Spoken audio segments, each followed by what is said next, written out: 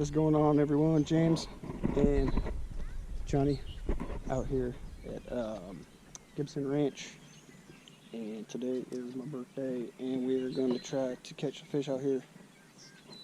Who knows? I haven't been out here in years. One of the subscribers said that he caught a good one out here, and so what I'm doing is there is a lot of bait fish in here, and I'm looking around and I'm seeing some big fish blowing up on some of these bait fish. So I don't know, we're gonna try to get lucky. I'm throwing the old lipless, and I got a crankbait tied on for him, and I also got a drop shot. We got about an hour and a half. I'm throwing something else. Oh, he's throwing a different bait right now. He's throwing a what is it, one of those little Berkeley swims, little Berkeley shad swims. I used to smash so many fish on those things. But yeah, anyways, let's try to catch some fish.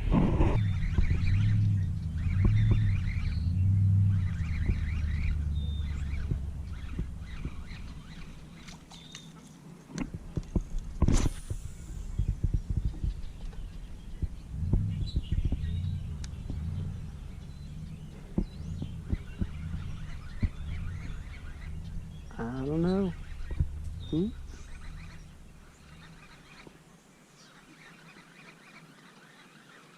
There's a lot of bait fish in here.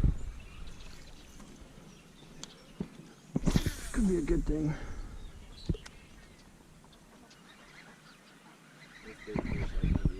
Yeah. So, I don't know.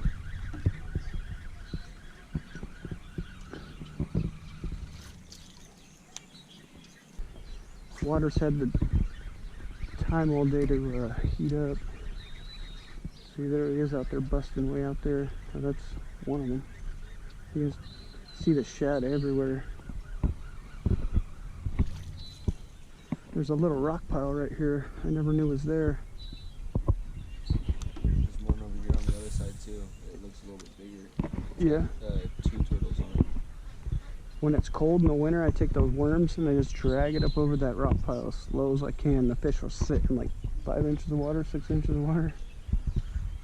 And just drag it up as slow as you can. And just shake it in place with those little rattles in there, and then just fucking bonk. And I'll flip this over this way. This is your other brake here for the tension, and then this is your actual drag. So like on the top where you got your drag on your spinning rod, that would be that one. I always keep mine locked down because straight braid, better poles, you get bit, set the hook, and they can't pull your line out. So you would think it wouldn't be that. Okay, so the brake, what's the brake do? I always keep mine all the way locked down, just to max. Max. And it keeps the spool from So that's what spinning mine's on been you. doing. Yeah. Alright, and then this one is your bearings. Your Yeah. 11 plus 1. So like, that's how you actually dial in. Like, see when I click mine open and the line falls, that's where you would dial this guy in right here. See how bait's not falling? Yeah. And then as I slowly keep clicking it, now it's falling. You want it to fall about half of free fall.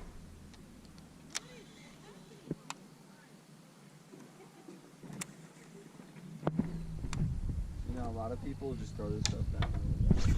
Yep, no, that's the same thing with us. Like a lot of the ponds we go to, we pull up garbage bags, pulled up underwear. I mean, you name it, we pulled it out of the water. Diapers. Like, wow.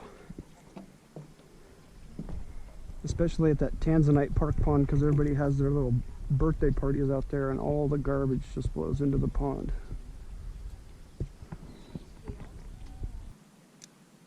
So my one buddy's brother, he was always telling me, oh, baitcasters are so hard to use, and like all this stuff.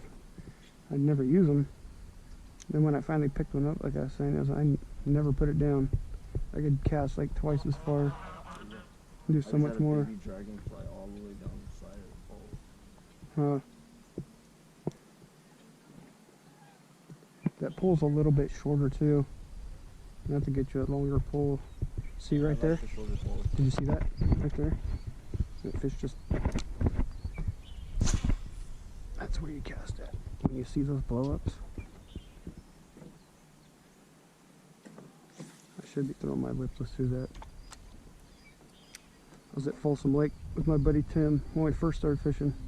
We're on the dock and this guy's coming in a boat and the shad are just blowing up all over the place. I had no idea what was going on.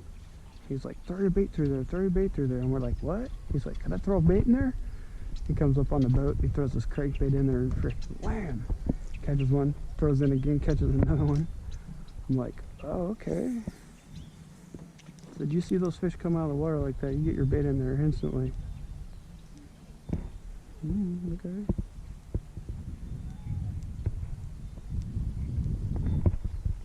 My theory being that they are in the deep and they cruise this way and they start feeding and they go in the shallows and eat once it comes evening and then they go back.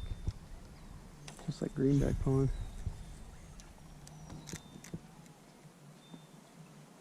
All about learning how to cast.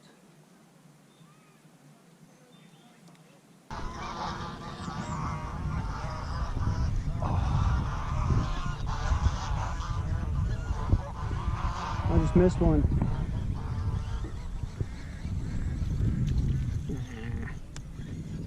Feel like you swiped at it.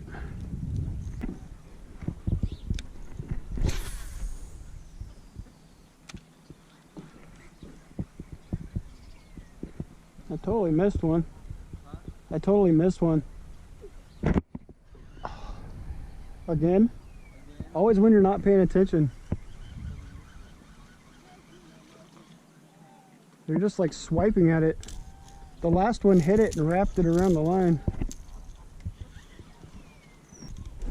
I think we should walk that shoreline.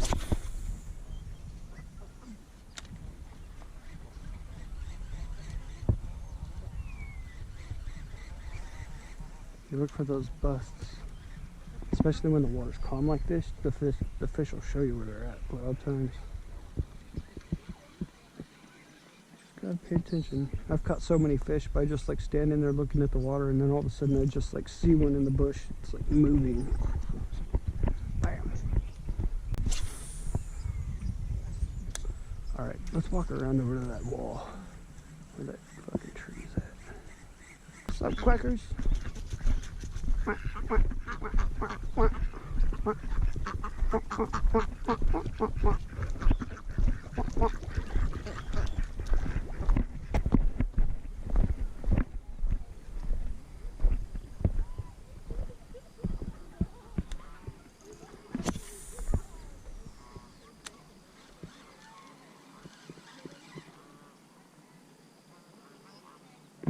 Look at this.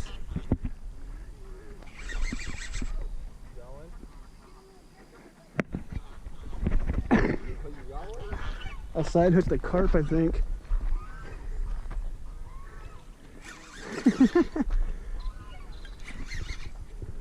Aren't you lucky?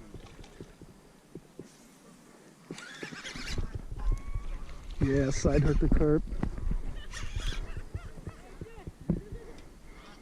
Happy birthday. Damn, this fucker. Come here, buddy, I'll get you. I hate side hooking carp.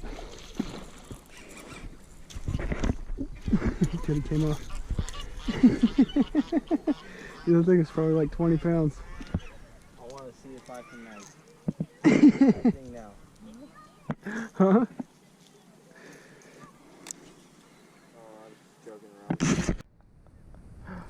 Dude, did not bend out my hooks.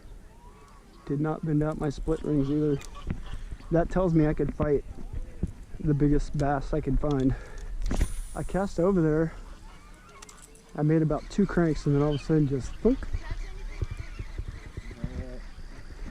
He just hooked into a cart, but it got off. This one's a crank. He's running. Well, everyone, we could not get the bass to bite today, and that's just how it goes sometimes. The moon is all the way up in the sky right now as it is getting dark. and we gotta take off out of here. We had about an hour and a half to fish, and we didn't catch anything. I did side hook a gigantic carp, which is never fun. I hate side hooking carps, they're just in my way. And yeah, anyways, a little bit of Gibson Ranch Park pond. And this place isn't too big, but it's big enough. I wish I had this in my backyard. There goes the turtle hopping off the rock. And with that, we will say see you on the next video.